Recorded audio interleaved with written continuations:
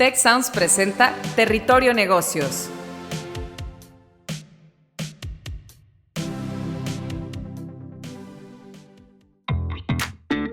Bienvenidas y bienvenidos a un nuevo episodio de Territorio Negocios. Les invitamos a seguirnos, recomendarnos y activar la campanita para no perderse ninguno de nuestros episodios.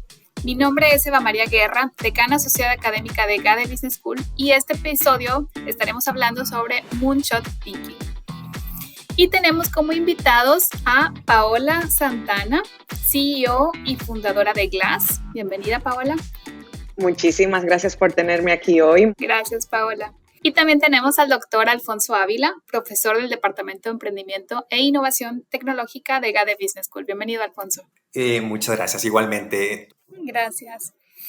Y bueno, la mayor parte del tiempo, pues los directivos en las empresas pues se enfocan al core del negocio, ¿no? Generar ganancias. Sin embargo, pues es muy importante el tema de ir llevando la planeación y la operación. Consumen el día, que consumen tiempo, pero cómo irlo migrando hacia nuevos paradigmas del negocio. Entonces, en ese tema es que muchas empresas pues, se pierden el tren de la innovación y cómo crecer a futuro por estar cubriendo el día a día, ¿no? Entonces, ¿cómo podemos estarnos adaptando a un mundo en constante cambio? Pues necesitamos salir de esa zona de confort, y justamente en este episodio que estaremos hablando de Moonshot Thinking, esta mentalidad que permite a los emprendedores, a los innovadores desafiar los límites del pensamiento convencional, pues es que podemos tener soluciones realmente de alto impacto. Y bueno, esta forma de pensar puede abrir nuevas oportunidades de negocio y también no solamente temas de negocio, sino cómo abordar problemas que enfrentamos como humanidad. Entonces, descubriremos algunos de los pasos o de las metodologías que este tipo de pensamiento requiere de la mano de nuestros expertos. Me gustaría iniciar contigo, Alfonso, para que nos aclares este concepto, Moonshot Thinking, de dónde surge, pero sobre todo, ¿en qué áreas podemos aplicar? Claro, y por supuesto, Paola, y cualquier comentario adicional, por favor, puedes interrumpirme, ¿no? Pero básicamente, bueno, ¿por qué moonshots, no? Seguimos utilizando el anglicismo porque no hay una traducción, de hecho, ¿no? Que pueda definir el concepto de moonshots. Un poquito de historia todo inició con un discurso, el presidente John F. Kennedy, 1962, la Universidad de Rice, dando un discurso en donde comenta que para fines de la década de los 60s, se tenía que poner a un humano, ¿no? En ese caso era un hombre en la luna. Por supuesto, era tan fuerte el reto que se tenía. ¿Por qué? Porque no había tecnologías, no se sabía si realmente se podía llegar a la luna o no. No había esas tecnologías, no había ese conocimiento necesario y se tenía menos de una década para llegar a ese objetivo. Y después de cierto tiempo, se tomó el concepto de Moonshot, esta visión de los proyectos muy, muy lejanos casi llegando a la parte de lo imposible, ¿no? Donde se tiene un problema fuerte, con una solución radical, con tecnologías exponenciales. Se tomó la palabra de ese discurso, de ese evento tan fuerte que sucedió en los Estados Unidos y tuvo un impacto mundial, y se quedó como el concepto para definir algo fuerte, un problema fuerte, con una solución radical y una tecnología y un uso de tecnologías exponenciales. Me encanta lo que dices y voy a brevemente agregar que no solamente usamos el anglicismo porque literalmente, como tú dices, no hay una traducción literal más que disparo a la luna, sino por dos razones. Aquí en Silicon Valley, más del 51% de los emprendedores tecnológicos son extranjeros. O sea, inglés no es nuestro lenguaje nativo y seguimos utilizando el anglicismo porque primero nos estamos diciendo a nosotros mismos, estoy hablando en un idioma diferente, tengo una palabra diferente, entonces tengo la oportunidad de hacerlo diferente. Cuando tu mente entiende que le estás dando una palabra diferente, dice, creo que tengo que hacer esto de una manera que no la he hecho antes. Y así mismo, cada vez que repites esa palabra con los demás, le dices a los demás, estoy trabajando en un moonshot, el otro te pregunta, ¿qué es un moonshot? Y tienes la oportunidad de cada vez que te refieres al proyecto o al emprendimiento que estás construyendo, de reiterar, reenforzar, seguir destilando esa idea y cómo hablas sobre esa idea, que en principio, recuerda, como es nueva, desafiante, exponencial y nunca ha sido hecha antes, tú no sabes bien cómo articularla. Entonces, la palabra moonshot la usamos con nosotros mismos y con los demás para seguir explicando que estamos haciendo algo nuevo, que no es la manera en que siempre hemos operado y que vamos a tener que dar pasos donde no hay un mapa de ruta. Y ahí mismo defines lo que es un moonshot. Ideas súper difíciles, súper ambiciosas, de muy difícil ejecución, de chances de éxitos desconocidos, pero que te dan un gran regalo, que es el regalo de convertirte en esa década, porque los moonshots tienen un timeline, tienes la oportunidad de convertirte en todo ese tiempo en una versión más robusta, mayor, más ambiciosa, más grande de ti mismo y de convertirte en ese líder que pueda dirigir una idea que transforme a la humanidad. Gracias, me encanta cómo lo definen y que a partir de este punto, pues es como las grandes ideas inician con un cambio de forma de pensar y Moonshot Thinking es una forma de pensar diferente, radical, exponencial. Quisiera aterrizarlo ahora al tema de las empresas. Si nos pudieran compartir algunas empresas que ya están utilizando esta metodología, algunos ejemplos que nos ayuden a entender su impacto. Ya iniciamos contigo ahora, Paula. Claro que sí. Comienzo de una manera muy específica con 2 experimentos, como yo les llamo, que no los he aprendido ni leído, sino que los he hecho yo. Matternet y Glass, 2 de mis startups tecnológicos basados aquí en Silicon Valley. Básicamente ambos tienen algo muy especial en su ADN que sacamos de Singularity University, que es un think tank basado aquí en el área de la Bahía para introducir tecnologías exponenciales y acelerar los moonshots, tratando de abarcar problemas que están en el mundo y que no han sido resueltos de manera definitiva durante los últimos 10 años. El ADN es, encontremos problemas que estén en el mundo afectando a billones de personas y encontremos una solución que pueda impactar de manera directa, positivamente, a más de 1 billón de personas en 10 años utilizando tecnologías exponenciales.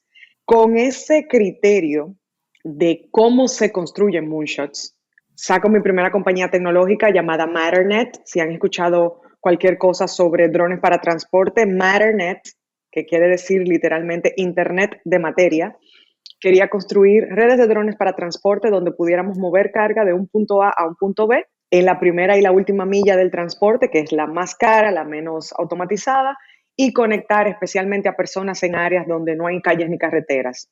1 kilómetro de calle y carretera en el mundo emergente cuesta $1 millón.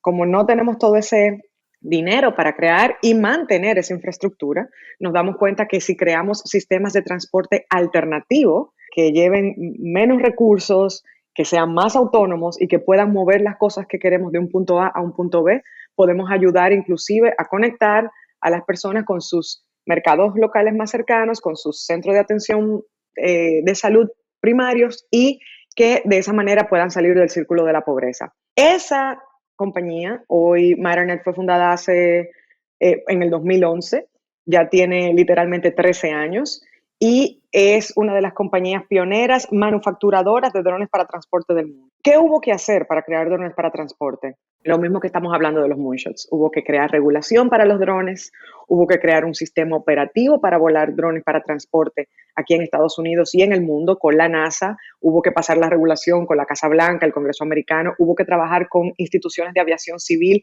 en Suiza, en Alemania, en República Dominicana y otras partes del mundo. Tuvimos que trabajar los primeros casos de uso de la tecnología, porque la tecnología se podía usar en muchos aspectos, pero necesitábamos un caso que pudiera, como quien dice, aliviar el riesgo de poner esa tecnología en el mundo y nos dimos cuenta que era el tema de salud y comenzamos a trabajar con ministerios de salud pública y organizaciones internacionales para comenzar a mover medicinas, antirretrovirales y otros insumos médicos de mucha necesidad y mucho valor, especialmente en las partes del mundo que no tienen calles ni carreteras. Entonces, eso es una visión que tenemos 13 años construyendo y cada año se agrega otra capa, yo diría, de innovación, pero como decimos también aquí en Silicon Valley, para cuando tienes una gran plataforma tecnológica que permite que algo se haga de manera exponencial, o para cuando tienes un éxito de la noche a la mañana, ya han pasado 7, 10, 14 años. Entonces es cada año trabajando en esa experiencia de usuario, en la capa tecnológica, en la capa regulatoria, crear las capacidades técnicas y tecnológicas una a una, y todo eso no pasa al mismo tiempo. Es muy importante que se vaya haciendo todo eso en serie y no necesariamente en paralelo. Gracias, Paola. Alfonso, ¿quisieras complementar con algún? Sí, claro, ¿no? Y excelente los ejemplos de Paola y ella como emprendedora. En mi caso me quiero enfocar más en un ejemplo que yo he estudiado y que he tenido la oportunidad de adentrarme un poco, ¿no? Y es el caso de Flagship Pioneering. No sé si Paola y Eva lo han escuchado. A mí se me hace tan interesante este tipo de compañía. De hecho, es una metacompañía en el sentido de que es una compañía que genera compañías. Una de las 30 y tantas compañías que se han generado, y ahorita les voy a explicar cuál es la diferencia. No es una compañía, no es una organización de capital de riesgo, no están ellos financiando ciertas compañías, sino ellos se dedican a generar nuevas compañías en campos que ellos le llaman como que no parten de lo incumbente, ¿no? Que no parten de las zonas conocidas. Son zonas donde desconocidas o donde poca gente o nadie se ha adentrado, ¿no? Entonces, un caso fue el de Moderna. Moderna es una de las hijos de Flagship Pioneering y tienen todo un modelo, y normalmente yo lo utilizo cuando yo platico sobre este tema. Se me hace un caso bien interesante porque definen muy bien su metodología, ¿no? Y su metodología comienza con algo tan básico de lo que comentaba Paola ahorita, de la mentalidad, ¿no? El what if, ¿no? ¿Qué pasaría si yo, en el caso de los drones de Paola, ¿no? Para el uso logístico, ¿y qué pasaría si existiera una red, que ella lo veían como una red de materias, ¿no? Una conexión de diferentes drones visualizados. Fue una visualización, fue una imaginación que tuvo, una imagen del futuro que tuvo Paola en específico, y esos what ifs es el comienzo de todo este tipo de formas de pensamiento, ¿no? Ya nos vamos a lo más intangible, que de seguro lo vamos a discutir después, pero la base de esta compañía es esos what ifs. Después una vez que defines esos, ¿qué pasaría si? Esas son unas, le llaman ellos como hipótesis de valor, y comienzan a buscar críticas hacia sus ideas con el momento. Y lo interesante de todo este proceso es, ellos quieren matar su idea, ¿no? No es el de que, oye, cuídamela, es mi hijo, es mi hija, no, tienes que matar mi idea para yo poder quitarle el riesgo y que de repente esto se convierta ya en una protocompañía, y de esa protocompañía se convierte en una compañía establecida, y de ahí una compañía que escale. Gracias, Paola y Alfonso.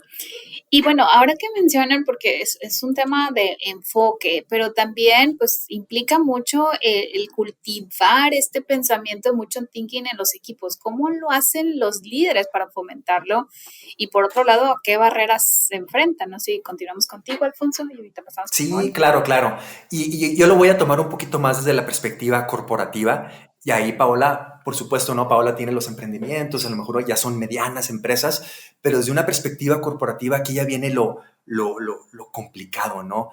Imaginemos, ahorita tú, Eva, comentabas al inicio, ¿no? El enfoque operativo, ¿no? El enfoque en el día al día, el enfoque en la operación de la compañía, que es lo que, igual, seas universidad, seas compañía, seas un non-profit, por supuesto, el día al día es lo que nos genera las ganancias, nos genera los flujos que requerimos para sobrevivir, ¿no? Y esa es la razón de ser. Es algo tan lógico, pero a la vez es tan ilógico en el sentido de que sí, nos enfocamos en nuestros clientes, nos enfocamos en nuestras competencias, nos enfocamos en nuestros productos, y a la par dejamos de lado lo que le llaman como los no productos, la no competencia, los no clientes, que son los que te van a generar las siguientes olas de crecimiento, ¿no? Entonces, es complicado en el sentido, desde la perspectiva corporativa, el poder tener esas dos manos, ¿no? Lo que le llamamos la ambidestreza, o tener las dos manos en la parte de exploración, etcétera, etcétera. Pero, bueno, dejando a un lado eso, por supuesto, detrás de ese pensamiento, pues tenemos sino mucho liderazgo, mucha cultura, el tener los procesos de cultura requeridos. Y aquí ahorita, Paola, por favor, tú coméntanos en relación con los dos emprendimientos y otros emprendimientos que tengas, pero desde la perspectiva de la creatividad, el riesgo, la experimentación, algo tan básico, ¿no? Y por supuesto, no solamente es lo intangible, pero también el tener recursos, ¿no? El que realmente se asignen y no solamente se diga, oye, sí, hacemos muchos, hacemos esto, etcétera, pero también asignar recursos suficientes, no solamente económicos, humanos y de cualquier otro tipo, para poder llevar a cabo esas ideas, ¿no? Y al final, ya con esto cierro, al final lo que se quiere realmente es, en realidad, es tener un portafolio, una cartera de proyectos de innovación mezclada. No solamente, por supuesto, no solamente moonshots, no sobreviviría nadie con un moonshot solamente o con moonshot solamente, pero tener tu core fuerte, tener también proyectos adyacentes y tus proyectos transformacionales y hasta un par de moonshots que formen parte de tu cartera de innovación sólida y que lleve dirigida a la visión o al propósito, después lo podemos comentar más a detalle, de tu organización.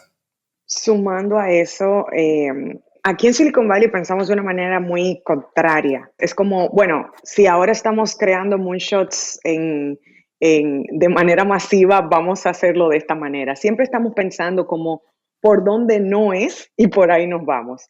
Nosotros no tenemos una cultura, por ejemplo, y eso lo hablo en Glass mucho, no tenemos una cultura de matar las ideas. Tenemos una cultura del sí y. Yo no entiendo lo que tú estás haciendo, pero ¿cómo te puedo ayudar?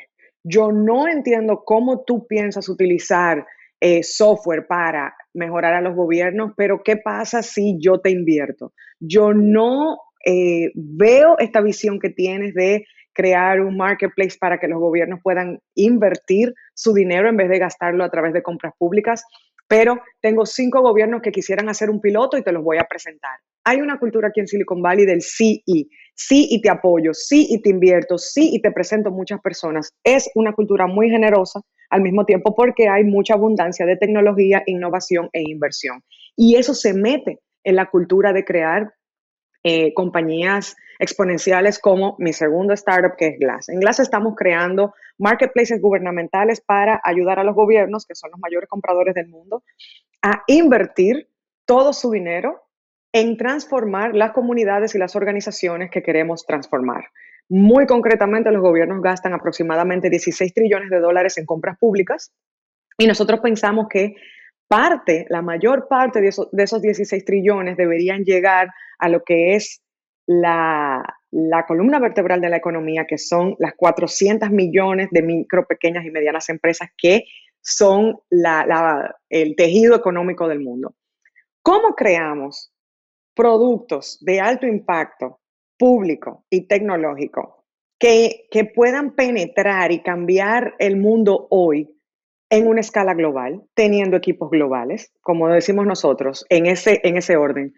Un gran propósito apoyado de la gente que construye ese propósito, que desarrolla los productos, que ejecutan el propósito y luego viene el profit. En inglés decimos purpose, people, products, profit, en ese orden. Entonces es muy importante que la gente que va a construir productos globales y diversos sean equipos globales y diversos. Y eso se mete totalmente dentro de la cultura de Glass. Utilizamos mucha creatividad, inclusive nosotros nos llamamos los Glass Breakers. O sea, nuestra compañía es Glass y nosotros nos consideramos los Glass Breakers. ¿Qué quiere decir Glass Breakers? Nosotros estamos rompiendo techos de cristal de muchas cosas que se pueden hacer mejor, que no las podemos hacer mejor si no las vemos mejor. Ahí viene el Glass. Excelente para ver mejor.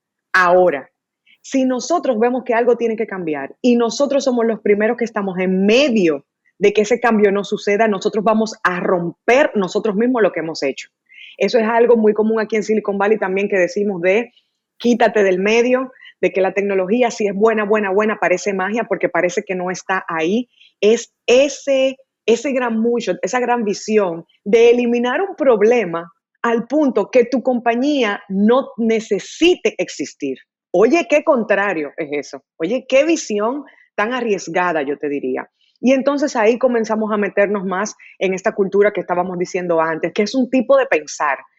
Estás haciendo las preguntas correctas a la gente equivocada, eso pasa todo el tiempo. Cuando estás creando una industria nueva, si le haces las preguntas correctas a las personas equivocadas, ¿quiénes son las personas equivocadas? Los que han intentado hacerlo y ya están frustrados, los que lo hicieron y gastaron mucho dinero y quemaron a mucho personal y ahora sienten que no es por ahí porque ya ese no de hace 10 años en su mente es un no definitivo. Ese es un falso negativo. Número 2, estar en la industria correcta y tener el business model equivocado o querer ser muy purista, como decimos aquí con el business model. ¿Qué quiere decir eso? Que el día 1, como nos pasó con Glass, queremos que los gobiernos utilicen Marketplace para gobierno y los gobiernos vienen a nuestra plataforma, la rompen y hacen un checkout y dicen que quieren pagar con un cheque. En nuestro modelo purista, el gobierno debería pagar en nuestros marketplaces con una tarjeta de crédito. Por querer forzar a que el cliente que tiene el problema utilice tu producto como tú quieres que lo use, te pierdes la oportunidad de ver cuál es el problema que es más grande. No es solamente que el gobierno ponga órdenes, es que pague de la manera que quiera pagar, con el instrumento de pago que quiera pagar. Número 3, cuidado con seguir trabajando en el problema correcto y desarrollar productos en la etapa incorrecta. ¿Qué quiere decir eso? Si tú estás en una etapa temprana, no puedes tener un producto maduro y el producto no va a madurar si no lanzas esa primera versión de ese MVP. Entonces, estas cosas contrarias, como pensar en grande, pero actuar en la inmediatez, tener una gran visión que necesite mucho, mucho fondeo, pero hacer lo que puedas hoy con el equipo que tienes hoy, que es en principio muy chiquito, con poquita inversión. Todas esas cosas que parecen, vuelvo y te digo, contradictorias, es por ahí, ese es el camino. Y mientras más incómodo te sientas ejecutando en visiones que aparentan ser contradictorias, mejor sabes que más tienes oportunidades de encontrar algo nuevo porque es totalmente incómodo y porque es un camino que no se ha caminado en el pasado. Muchas gracias. Pues estamos llegando al cierre de este episodio donde exploramos el Moonshot Thinking y cómo impulsa las soluciones innovadoras, disruptivas, desafiando lo convencional, transformando negocios y sociedad, pero me gustaría que nuestros propios invitados nos compartan una breve recomendación final para nuestra audiencia. Paola Santana, CEO y fundadora de Glass. ¿Cuál sería tu recomendación, Paola? Bueno, lo primero es que hecho es mejor que perfecto. Eso quiere decir que hay que salir fuera con las ideas que tenemos en la primera versión de ese MVP, de ese producto mínimo viable, que es el primer pasito pequeñito para llegar a ese gran moonshot. Lo segundo es que si hecho es mejor que perfecto, hay que salir. Y vamos a salir con una versión de nuestra idea que nunca es esa mejor versión. Entonces, esa mejor versión se construye saliendo poquito a poco, porque, como ya dije anteriormente, un éxito de la noche a la mañana toma 7 años. ¿Por qué tenemos que salir? Porque es con la retroalimentación del mundo, es poniendo el producto en el mundo real donde vamos a refinar los productos y las ideas que tenemos. Y por último, que no aprendes lo que piensas que ya sabes y que no haces lo que piensas que ya estás haciendo. Si te das un paso atrás y te das la oportunidad de decir, a ver, yo sé mucho de esto, sí. ¿De la mejor manera en que lo estoy haciendo hoy es la mejor manera que habría que hacerlo? No.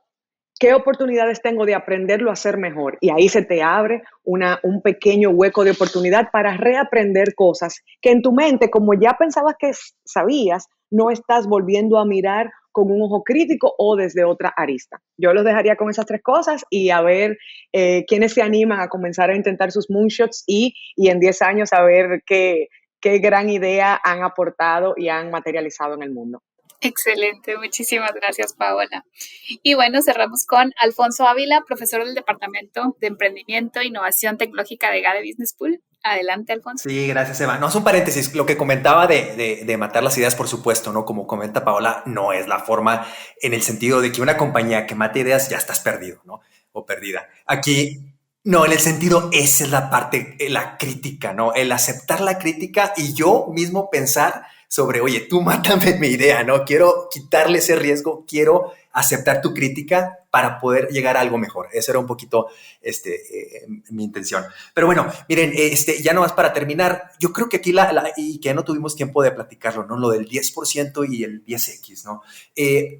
Nos debemos acordar que esto es una mentalidad, por supuesto, compañías gigantes pueden llegar o la parte emprendedora o compañías grandes pueden llegar a esos grandes problemas, esas tecnologías, esas soluciones, pero ¿qué hay del resto, no? Yo creo que el resto puede ser la mentalidad 10X, creo que tiene mucho valor y aquí algo muy, muy, muy directo es, oye, cuando pensemos en algo incremental, llamémosle 10%, no necesariamente tiene que ser ese 10, pero algo incremental, el tratar de repensar y reformular esta solución en algo 10x, en algo exponencial, en algo que te lleve a una ventaja desproporcionada, ¿no? Entonces yo creo que ese es el hábito, ese es algo de pensar en grande, esa forma de pensar diferente en grande, creo que puede ser, y que te lleve a un marco diferente, ¿no? de la organización, creo que puede ser algo interesante y que el marco del Moonshot te puede proveer, ¿no? Entonces,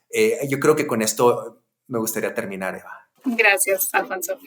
Y pues bueno, fue una excelente conversación. Espero que muy pronto tengamos la oportunidad de encontrarnos nuevamente y pues le dejamos tarea a nuestra audiencia para que piensen en Moonshot Thinking. Gracias a todo el equipo de producción y a quienes nos escuchan. Los esperamos también en nuestro próximo episodio. Hola, somos Azucena Rojas, Beata Boina y Carlos Elizondo. Te invitamos a escuchar Con su permiso, un podcast sobre análisis de la realidad política, económica y social de nuestro país, así como del entorno internacional. Con su permiso, es parte de Tech Sounds Podcasts, la barra oficial del Tecnológico de Monterrey.